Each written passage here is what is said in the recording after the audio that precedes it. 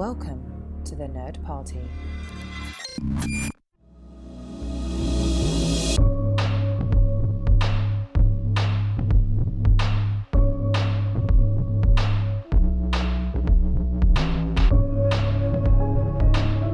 Welcome to the House of Miyazaki, the latest entry in the Houselights series here on the Nerd Party Network. This week, we are continuing our series on the directed works of Hayao Miyazaki in the 1980s with 1986 Castle in the Sky. I am Darren Moser, and am joined again by my friends, the pirate leader Tristan Riddell and Laputa archaeologist John Mills. Gentlemen, hope you have your crystals tied on tight, because we are taking to the air with Castle in the Sky. And I hope you guys like airships, because you know what? I'm sensing a theme. There is just as many airships in this as there were the last one. But yeah, welcome. Another entry. Let's talk. Whimsical airships are certainly a theme that is apparently going to recur, including what appear to be ornithopters by definition of Dune, because they flap their wings and then they don't flap their wings. So, all right, that's cool. I'm digging it. But yeah, like really unrestrained exercise in imagination, definitely this time around. I mean, not that the last one wasn't, but this is a little bit more free-spirited, I'd say, than the last one. I can go with that. Tristan, what was your kind of first thought on this film? Again, you only have 2 points of comparison, but did you feel it was more whimsical than Nausicaa and the Valley of the Winds? I don't know, like if I can judge it by a definition of whimsy. I want to find out more of what makes John say that. I really enjoyed the action scenes in this one. I thought the action scenes were quite well done, and I enjoyed some of the voice performances. But I feel like this one is definitely better paced in my mind than Nausicaa. And it's longer, actually, by 7 minutes longer than Nausicaa. But yeah, I would agree that it definitely has your 3 acts. It's we're meeting our protagonists. We're the pirates are kind of in the middle, and then we have on Laputa and the conclusion. Does it meander a little bit? Maybe at points, like most movies do, but John, expand a little bit on that whimsy feeling, or just, is it because of the airships? Is it because of the robots? Is it because of the flying city? Or is this what you've come to expect from anime? Well, I mean, okay. Yeah, answering the questions backwards, yes, this is what I've come to expect from anime. But what I meant by my earlier comment was just the fact that in terms of the approach to reality. Okay. In Nausicaa, the way it constructs the world, kind of. Yes. In Nausicaa, yes, there are giant insects. There's a weird airship. There's the breathing masks. There are these different cultures, but it's very much established in your mind. This is in a distant future, post-apocalypse, where everything still, relatively speaking, obeys a certain amount of rules as I understand them in the physical world. Okay. Not completely, of course. It has the anime stretch of reality in a lot of ways, but it still seems to have some of those guideposts around it. Whereas this is much more along the lines of putting design and concept first, and then worrying about where it fits in the story afterward, was the impression that I got. And almost more, I mean, there's magic involved, really, in the stones, in the fact that they can't fall. And I mean, yeah, you look at any of the airships and you're like, that seems like way too few propellers spinning at way too slow a rate to hold anything in the sky. Yeah. But you know what? I've got to let it slide, because it's a fun airship. Well, as far as the main points, let's start with the pirates, because I think they're probably the most, at least for me, the most fleshed out kind of characters. Like, exactly what they're after, what they're going for. They're all siblings of the mother. I don't know. It's kind of hard to tell, or they just call her Ma in a matriarchal kind of way. But yeah, I loved, the mother pirate and just her voice, her mannerisms, the way she, listened in and cared for the kids, and was still just didn't change. Didn't learn a lesson at the end, was the same at the end as the very beginning, but was a fun, character along the story. What do you think, John? Well, just to speak to that point, yes, Cloris Leachman is always a treat, whether she's live or doing a voice. I'm always, when I saw her name in the credits, I was like, oh, good. I love Cloris Leachman's body of work. And just in terms of those characterizations, this does seem more in line with what I truly have come to expect from anime, where there are some cultural idioms that survive the translation process. Okay. And the foolish characters are very much something I've come to expect from Japanese cinema. The type of the archetypes that they use, the dumb son, stuff like that. Okay, yeah, I can see that. What did you think, Tristan, of the pirates and the fact that the dad was actually there and part of the pirate troop? Just we didn't see him for the first act, but he was there. Well, I thought I like John. I really enjoy Cloris Leachman, and when I heard her voice for the first time, I was just like, it's her. And I echo what John said about her body of work. And if anybody hasn't seen Raising Hope, one of the last shows she ever did, you guys should check it out because it's really funny. I thought the dynamic was fine. I don't know, the idiot son tropes or idiot sons trope kind of gets on my nerves a little bit. Like I know this was done so long ago, but it's one of those things that you see all the time. And so I was just I rolled my eyes more than a few times with how stupid some of the antics could be, but it's just me. Well, and we do get a little bit of development of some of the sons, as it were. I like the kind of boxing scene where I guess they're puffing out their chest and splitting their clothes because they're so strong. So weird. Yep. And then they just start punching each other. Yeah, I mean, you could tell you're watching a Japanese animation for that for sure. But just they're little. Even from the very beginning, the opening scene where they attack the Zeppelin or another airship, surprise, surprise. And but yeah, I liked their arc. I liked their story, and and Cloris, her voice just.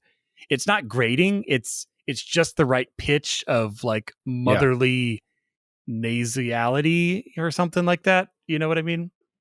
Yes. And I just to toss more praise on Cloris Leachman, I honestly think that we talked about, should you watch subtitles? Should you watch a dub? And obviously in this case, I don't really have a choice. I'm watching the Disney dub, but this makes me want again to go back and see the original with the how did they portray that character? Well, just to hear what the vocal quality was like Cloris Leachman, her vocal performance is so distinct and so unique here that I want to see what cues she took from the original, if any, or whether she gave her own spin to it. But the way do you mean the original as in the Japanese, or the original as in the original English dub? Because again, this has another version floating out there. No, the original Japanese. I would want to see what cues were given there. I think that what was really interesting was I remember so many years ago when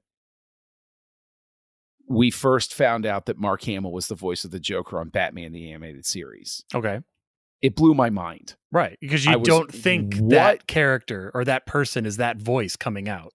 But once your ear can pick him out, you can't hear anything else. And my brain winds up at certain scenes where Muska is laughing a certain way or saying a certain thing. I'm like, okay, that's a little Joker right there. Like it's unfortunate. Because I think what it is he's just a victim of doing such a terrific, indelible animated character in the 90s that for me to come back to any of his vocal performances, I'm always going to have it in the back of my brain. And that I think that's a disservice to him, while at the same time but you can't help it, really. Yeah, sort of a praise of him at the same time, because it's once you do that tremendous work. But what's what's really fascinating is what a utility voice he has become, even though he has a somewhat distinct voice, and that you can see him popping up and stuff like this constantly, because the impression has always been, oh, well, Mark Hamill's career never went anywhere after Star Wars. Right. And it's like, no, he just had a whole different type of career. And it was in many ways just as delightful as what he did from 77 through 83.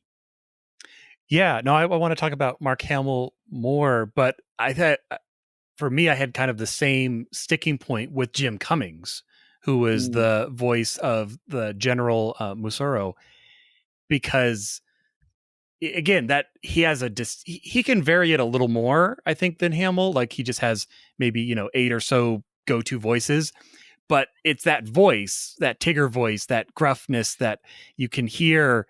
And I'm like, oh, well, that's Jim Cummings doing that. Like, you just know it. So it's very, very recognizable. Yeah. No, what did you think, Tristan, of, Jim and Mark, and as far as the identifiability or their performances in general? How did that come across to you now that Mark Hamill's back? Now 2 for 2.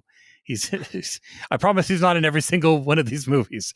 But I'm a huge Mark Hamill voiceover fan. I absolutely love his work, and I always get excited whenever I notice him in something, in some property that I'm watching. And it's actually quite surprising how often he does pop up when I'm watching animation. It's almost like it seems like it's half the time whenever I'm watching some sort of animation, Mark Hamill pops up. The guy has such a filmography when it comes to voiceover work. And I really enjoyed him here. I love that he was the main antagonist in this, because in Nausicaa he was barely in it. Right. And it was so like I the really mayor of the one location that we barely saw. Yeah. And so I really enjoyed his performance here, and I loved how he was able to chew the scenery in the throne room at the end and just like really bring it home. And like I'm not saying that in a negative whatsoever. It's just I feel like he gave the right amount of mustache twirling. And so I really he's the big bad, and he lives up to it. And like even when he turned on his own men and and did and like instead is like, oh, we're gonna have a new dynasty, and like we're gonna it's like, like one ruler. Fool, you crazy. Yeah, it's just like right, like you've gone full on crazy. And surprisingly, like I had a love-hate relationship with James Van Der Beek. Okay, who played Pazu, the lead boy? Yes. And I really I felt like he brought a lot of youthful vigor to it. Like I felt like he was the right amount of excited. Like a lot of times when older people, not like he's old, but like when somebody, when a non-child does a child role, like they either oversell Mister? it. Mister, hey, what's going on? It's just way too like, oh, gee golly. It's way too innocent or corny. Right. And kids don't talk like that, really. Yeah. But Van Der Beek, like, he really brought the right amount of energy. Like, you felt like he really encapsulated a childlike performance in it. But at the same time, all I could hear was James Van Der Beek. Right. See, that's interesting because his voice isn't recognizable enough to me that I had to look at the credits to know what he played. Well, I was a huge fan of Dawson's Creek when it aired. So see, there's the catch. Gotcha. Yeah. There we go. Yeah. No, because I couldn't possibly have. I was at a time in my life where I just couldn't plug into that show. So, well, you're that much older than me that you missed it when it came out. Wow. You gonna throw an age joke in there? Come on, man. That wasn't an age joke. It was a dig. It was a dig, and you know it. And that's something I'd expect from Uncle Palm more than I would expect from you. Oh, geez. So, Did Uncle Palm have a mouth? I think he had more of a mouth than some of the other people. He had more of a mouth than Patrick Stewart did in Nausicaa. That's for sure. Yeah. Well. Yeah. No. Well, and then there's 2 other names that came out to me, but I trying to place the face of the characters because the names weren't, or the voices weren't quite as distinctive. But we had Mandy Patinkin, who's right, also known as Inigo Montoya from The Princess Bride, and Andy Dick, EMH Mark II. I mean, I know he's been in other things, but it's the first thing that comes to my mind. Yeah. Nope, that's the only thing he's done. That's the only thing that matters. That's it. Yep. Let's just we'll leave it at that. Again, I'm trying to place those characters, but for me, bigger than that is Tress MacNeille, who's a mainstay of Groening's works. Like, she's all over The Simpsons and Futurama, and probably and Disenchanted too, I think. And so it's like she is just a go-to. And I think she even played Mom in Futurama, if I recall correctly. Yes. I think so. Yes. But yeah, I mean, so like seeing her name in the credits, I was like, oh yay. Like, that's a name that brings me great comfort because I love her vocal characterizations. But to your point, like, I know what character she played, but I can't really conjure it at the, with the snap of a finger. I have to like click on a link. I'm like, oh, right, that character. Like the names became very much a jumble for me, with the exception of the leads in this one. Right. Well, and I mean, Ma, because they say her name 80 times throughout this movie. So, that's locked in. But this is, I would say, this feels more of a fantasy. I mean, yes, like Tristan said, Nausicaa had fantastical elements, but it kind of had what's the word? It had an out because it was set in this far future. And so, okay, things have changed. Like, this had a bit of steampunk, in it. And, who knows when it's supposed to be set. I mean, most of the technology, except for the airships, was pretty, just Industrial Revolution era stuff, winches and cranes and all of that. Just keep it simple. Just add +1 airship, and then there you go. Now you have the theme. Right. And, I will give them credit, of course, that at least they didn't name the gem that helped the castle in the sky float something dumb like unobtainium. So that would have known you were going to call it. I had to take the shot. But what's really interesting, because I agree with you, this is more fantastical, but at the same time, there is still the technological explanation, because they don't hand wave it too much. They explain it. Right. This type of material is magical, but magical in the sense that it was used in a technology. So there's that very much that subtle blending of the natural and technological world.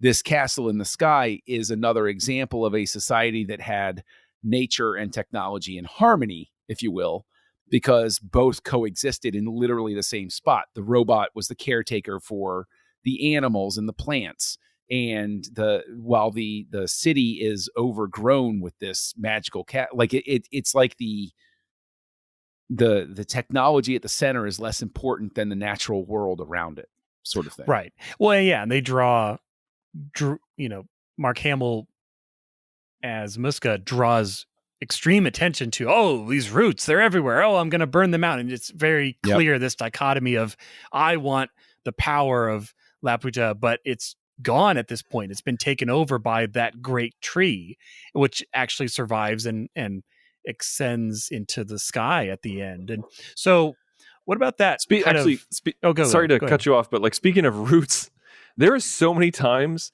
that Pazu, I can never pronounce it. Pazu. Like shuffles his way through between two roots, or no, like when he's hanging on the bottom. Where he almost dies. There's so many times that this kid gets into these situations where I would just poop myself, and he's just like, "Yep, let's just keep going." Yeah, he grabs a block, and then right as he like releases it to grab the next one, it falls like 3 times in a row. It's like you're inches from death every time. Yep. And I'll say also that this was one where I chose to have I had 2 of my kids watch this with me. Oh, okay. How did they enjoy it? Well, the 6-year-old had a little bit of trouble staying still through it. It was maybe a little slow for her. But the 14-year-old loved it. Absolutely. This is her first. She missed out on the first one. And I said, hey, you want to watch this? I'm doing these, Studio Ghibli films. And she said, oh yeah, I'd love to see it, because her friends talk about it. So I think you mispronounced that. Yes. Well, okay. Yes. The story is that she said she was interested because it was Studio Ghibli. And so, as I said, I will forever refer to it now as Studio Giblets, just because now, it was just an honest, slip of the tongue. And even when I later told her that was why I was going to call it Studio Giblets, she said, I said that? I said, yes. She goes, that was a total mistake. I said, I know, honey, it's fine. Not anymore. Yeah. But she loved it. She was nuts for it. And she is on board for the next film in the series already. And so that was actually helpful for me, because I won't lie that I found the pacing of this one slower than Nausicaa, less engaging to me for whatever reason. I felt that the longer lingering shots were a little bit indulgent in a lot of moments, but seeing it with a kid who thought it was just perfection helped me sort of reassess and say, okay, well, maybe. And I talked with her a little bit about it, and so I was able to get shape my perspective a little bit on it. Well, I want to sidebar for a moment and talk about pacing, because it's going to be important, especially in the next film that we're going to cover. So one of the things in Castle in the Sky, in this latest English dub, it's been noted that they cram audio into this picture. Like, all the background characters are just chattering away. There's always something being said. So you don't have a lot of pause or contemplation. That is going to change next week. I mean, I'm not going to give away, the story for My Neighbor Totoro, but you were talking about, your little one not being able to sit through. Both of my kids love My Neighbor Totoro and sit through it regularly. So I would give that, just to say, I would give it a chance for both of them next week. It is a different pace, not even in a story way, but just the way it's telling everything. It's very intentional. So it's going to be really interesting to talk about pace next week, because it's night and day, but from these two to that one, you're going to see a change. So, I mean, I'm not trying to spoil or shift anything on Totoro, but it takes its time and has pauses when it should, I think. So yeah, see, that's interesting, because I conceded the point to Tristan last week about the pacing be, little trims here and there could have happened with Nausicaa.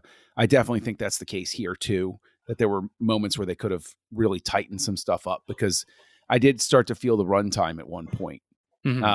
And so I will be interested, because my neighbor Totoro is the one everybody talks about. So I know that I'm sort of like building. It's the logo of the company. I mean, it's But my question becomes then, for you, Darren, like you obviously you have more history with it, and you know what's coming next. Do you really, I don't know what evolution I noted in style between the last one and this one. I mean, I would say yes, in that lens of having seen more of Miyazaki's works. I will say these two still feel like he's getting his feet wet as a director, and Totoro is a corner.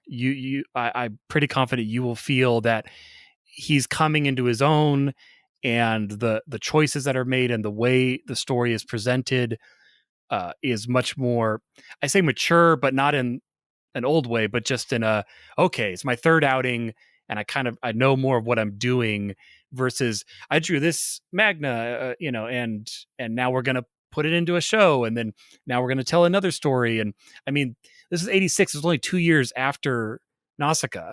So, he's cranking these out in that regard. But again, it's going to come, part of it's going to come to pace and just how he tells the story.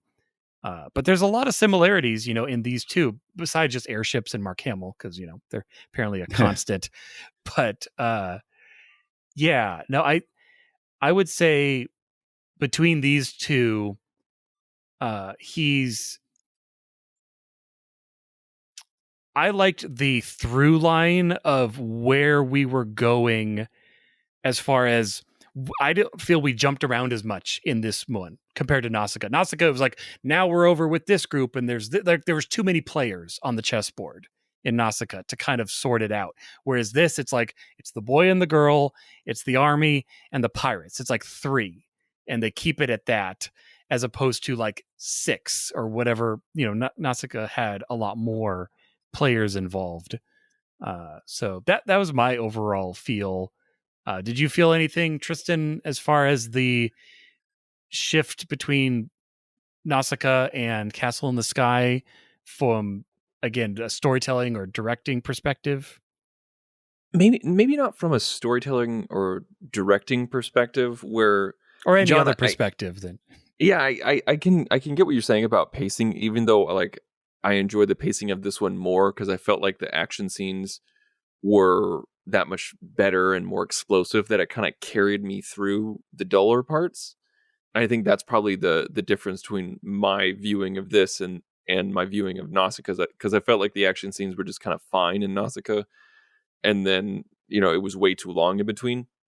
But in terms of growth, I feel like the animation is much better in this one, in Castle in the Sky, than it was in Nausicaa. While Nausicaa was beautiful, this one just felt way more polished. It felt like we had a little bit more of an explosion of color, and I thought the motion was great and smoother. So from a visual standpoint, I thought this showed some growth from Nausicaa. Well, I mean, you have the chain trace in the beginning. I mean, just as a technical animation, you're traveling all over around these cars, and the bridges are collapsing in midair. Like, technically what they're showing and putting on the screen is really impressive. Just that visual way of telling that part of the story, and the sky battles. And I would agree that they upped it a notch. What do you think, John? Well, I'm just saying, my question is this, is that a lot of times people will talk about wanting to see something on the big screen. And I do agree. The train chase is great and everything. I'm not trying to come down too hard on this film, but is there a sense, because a lot of people retreat to this, you got to see it on the big screen. Is there a sense, Darren, when you're watching this, where you really wish you had the opportunity to go see this on the big screen? Or is there do you think it benefits from being on a smaller screen, or do you think it would, benefit vice versa because the action is larger scale than Nausicaa or something? Whereas, for instance, I would say that, to my eye, I'd rather see Nausicaa on the big screen because I just think those tableaus were prettier, if you will. Whereas with this one, I think it would be fine on the big screen, but I didn't think it suffered anything from being on the small. Do you feel that way, or do you feel that these are things that really should be enjoyed on the big screen? Yeah, I mean, I don't know who these people are that have called you up in the middle of the night and said this needs to be on the big screen. But no, I don't. Well, I don't think. Yeah, I mean, I've never seen any of Miyazaki's works on the big screen, and I don't know if it's a layer of, not a layer, but I don't think it's a matter of detail. When you think like IMAX and you think like Endgame, and just where there's stuff everywhere in the frame, obviously animation isn't getting that detailed because it would just, there's too many black pencil lines everywhere. It's just too much. So I feel that animation, at least this kind, lends itself just fine to small screen, to watching at home.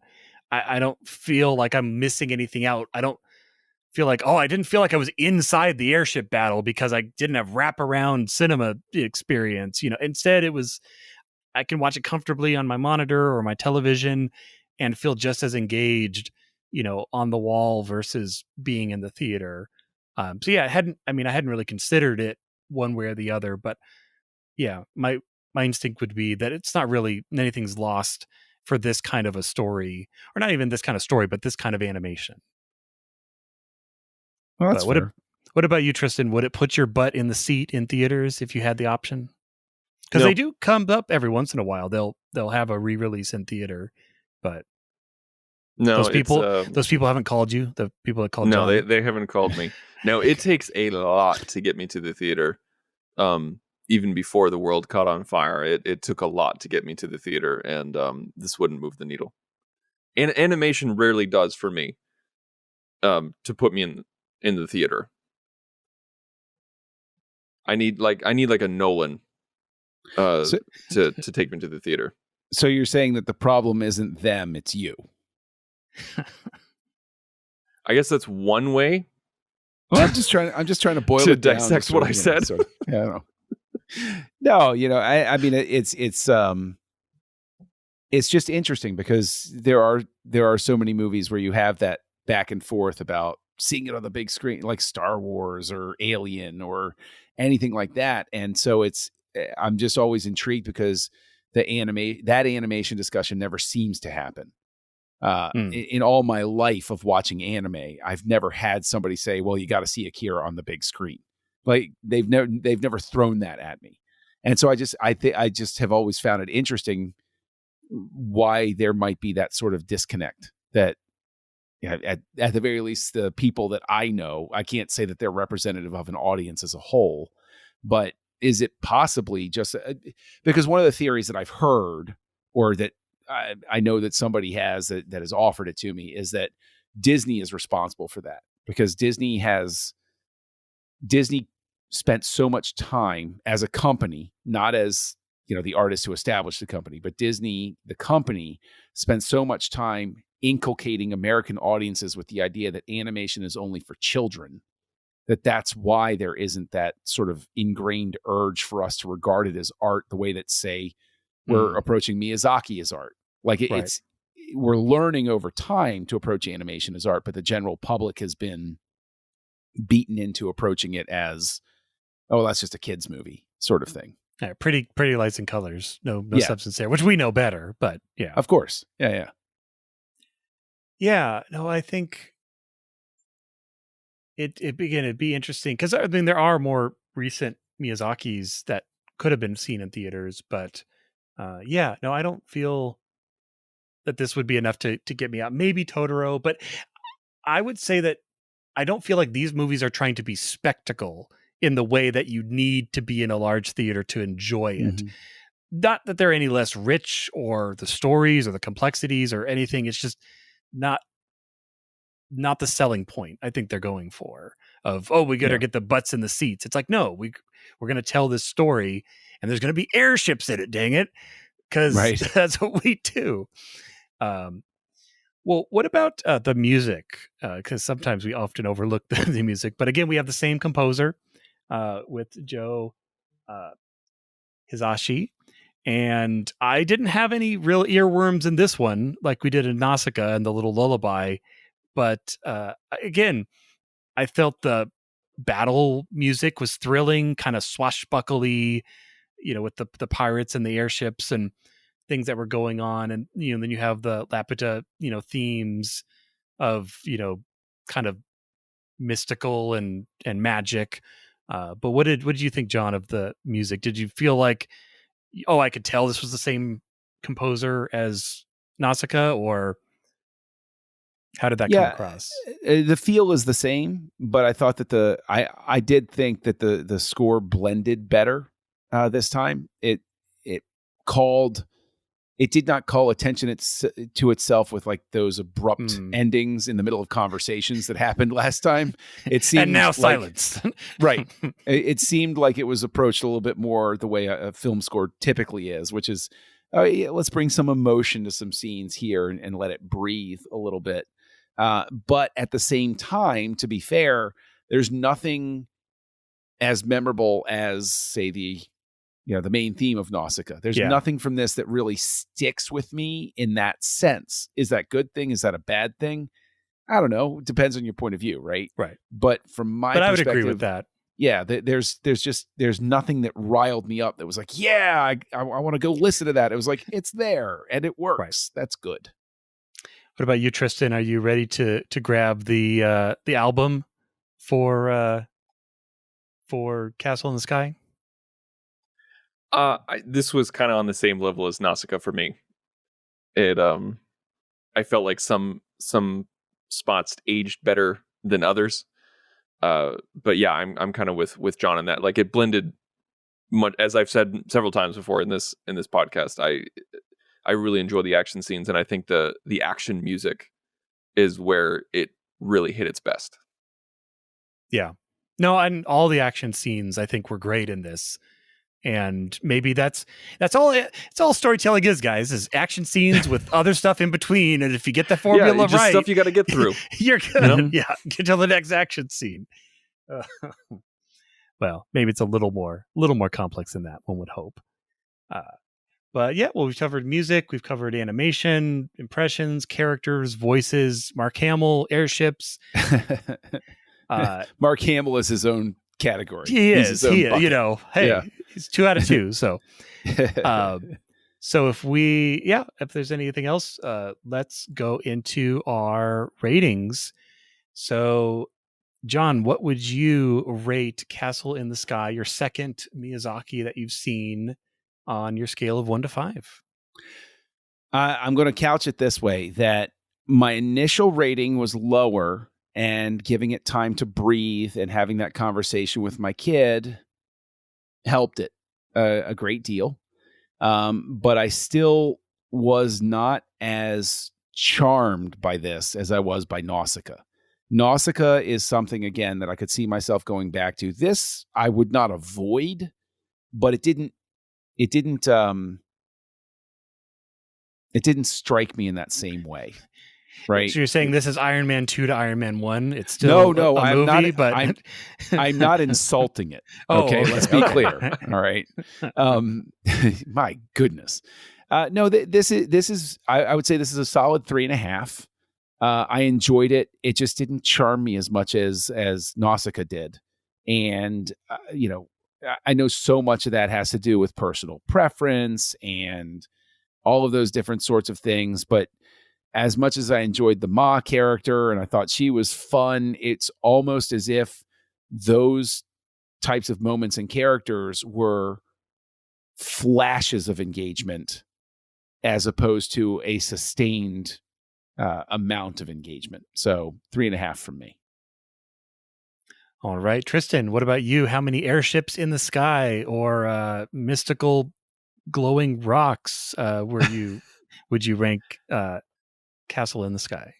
I know we joked a lot about the airships, and going right into another film that has airships, but I really enjoyed the airships of this movie because like, I guess that's one thing that I can talk about, the whimsy that I enjoyed because of the whimsical nature of these airships. I love the idea of living on an airship, not living in a spaceship, like not living on a boat or anything like that, but living on an airship that doesn't land. Like it's just there. Like it's a perpetual motion machine. It's constantly going. I just love the idea of that, where there's these people just kind of floating around in the sky. And I love how this tackled that. And I love the technological edge of it. And I love how tactile the kitchens were and the beds and the hammocks and things like that. I really enjoyed that. And where John gives it a 3.5, respectfully, I give it a 3.5 out of like, oh yeah, no, I like this more than Nausicaa, so I'm giving it a 3.5. I still haven't like 3.5. I don't know. Like it's probably I guess because I enjoy the action scene so much more, I'll give it a 3.5 of floating blue rocks. Floating blue rocks, very good. Yeah, no, and we'll have to talk more next week about food because that is also a major thing in animated in Japanese animation. So you have, I can remember scenes in Nausicaa where they're sitting down for a meal, and same with Castle in the Sky, like the preparation of food. It becomes more of a thing, but it is definitely part of their culture that is baked into these stories. So I am also going to give Castle in the Sky a 3. So down from a 4 from Nausicaa.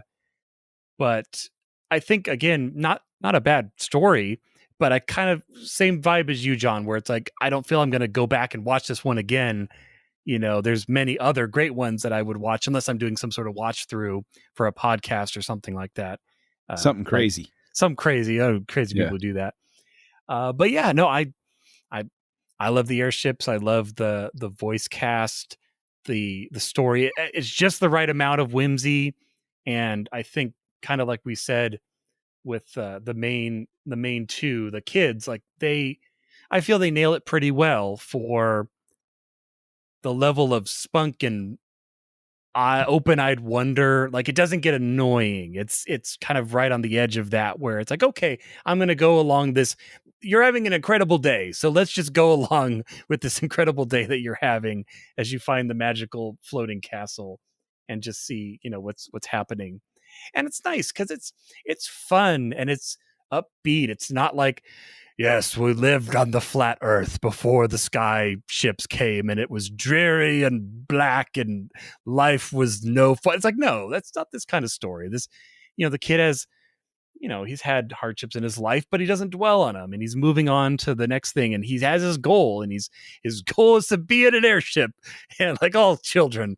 And is there a Japanese thing with they love airships? I think there must be, because it is a running theme. But yes, I will give this a 3. So 3.5, and 3. Pretty evenly good scores for Castle in the Sky. But next week, we are going to be talking about the 1988 My Neighbor Totoro. Some would say Miyazaki's best. It's definitely the logo of their company. So I'm really looking forward to talking to you both about that. Tristan, if someone wanted to talk to you about your favorite airship render, where would they find you? Well, they can find me on Twitter or Letterboxd at The Insane Robin. You can also find me on this network where we give you content every single day of the week. We got something for everybody. We got Star Trek, Star Wars, Babylon 5, film, TV, Harry Potter. We got something for everyone. So everyone has an excuse to go to the nerdparty.com and find their favorite podcast. And one of those other podcasts is Second Contact, a Lower Decks commentary podcast, which we just finished season 2, and I did it with Charlene Schmidt, and it's a lot of fun. And if you're a Star Trek fan, you should definitely check it out. John, where can we find you? Well, you can find me here on the network, also appearing on a show called Aggressive Negotiations, which is a Star Wars podcast that I co-host with Matthew Rushing. And you can find me on a couple other shows out there, including some archive stuff here on the Nerd Party and various other places. And if you want to find me online, you can find me as Kessel Junkie, KESSELJUNKIE. Look me up on Letterboxd, because that's probably the most fun place where there's 0% chance that I'm going to say anything too nasty about the movies that you love. Darren, where can people find you? I'm picturing you on Letterboxd now, John, making a airship playlist of all the best airship movies that we can find. I am on board with that. Trust me. They can find me here on the network on many shows, including Maker's Method, where I talk about being a maker with my friend Derek, and SETI Alpha 3, where I talk about Star Trek with Philip and Daniel, as we're rounding towards 300. Man, we've almost lost count how many times we've talked about Star Trek, the three of us. But we've survived Philip's move to the UK and the change to our schedules of recording. Some would say it's the death of podcasts, but we've made a way to make it work. But they can also find me on my website, drsci-fi.com, where I post blogs and videos and links to all of my projects and past troops. But yes, like Tristan said, definitely check out the nerdparty.com for all of these great shows and more. And thank you for joining us here on Houselights. Join the revolution. Join the Nerd Party.